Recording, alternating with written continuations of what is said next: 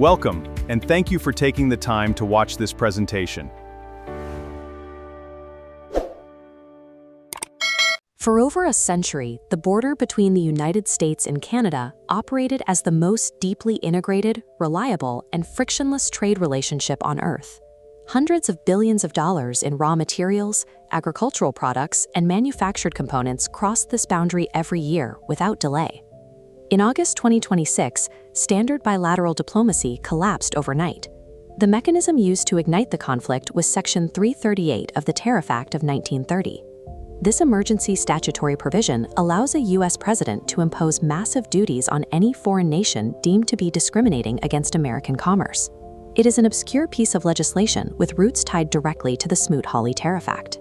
Prior to this event, no sitting U.S. president had ever deployed Section 338 to levy active tariffs on a trading partner. It had remained completely dormant for nearly 100 years. A century of stable economic partnership unraveled in a matter of hours. The collapse was triggered directly by the weaponization of a Depression-era ghost law designed specifically to bypass modern treaty obligations and diplomatic norms. The immediate result was a blanket 50% ad valorem duty on roughly $20 billion worth of Canadian exports. By utilizing Section 338, the administration legally stripped these goods of their established USMCA treaty exemptions. A final round of bilateral negotiations was scheduled in Washington to avert the duties.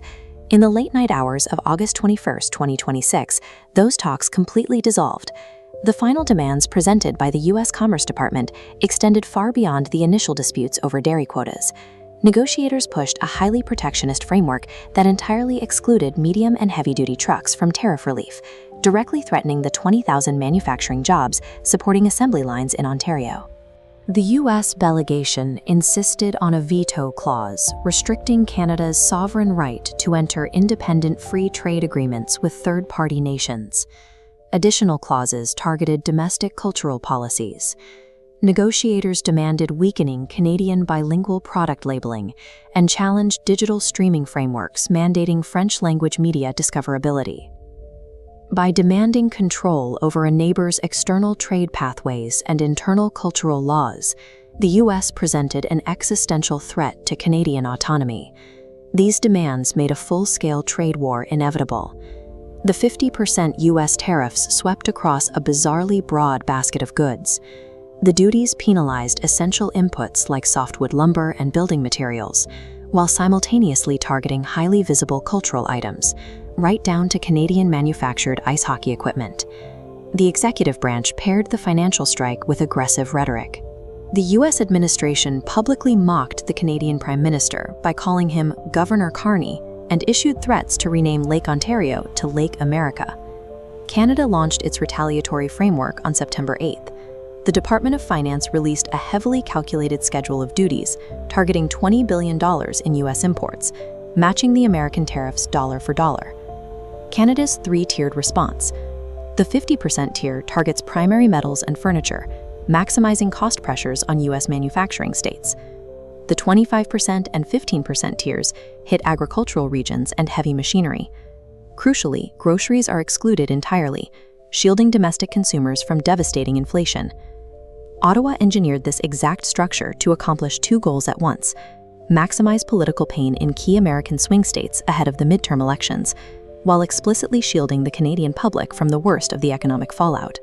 Despite those mitigation efforts, the domestic fallout remains severe.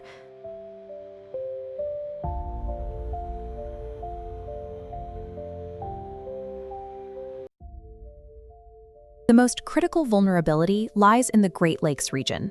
Modern automotive manufacturing relies on a deeply integrated, just-in-time supply chain, where single components cross the border multiple times before a vehicle is finished. Under Section 338, importers must pay the 50% duty on the full customs value of the component every single time it crosses that line. This compounding tax structure renders binational assembly mathematically unviable. Manufacturers face two choices: entirely reshore their production networks or pass massive cost-push inflation down to the consumer.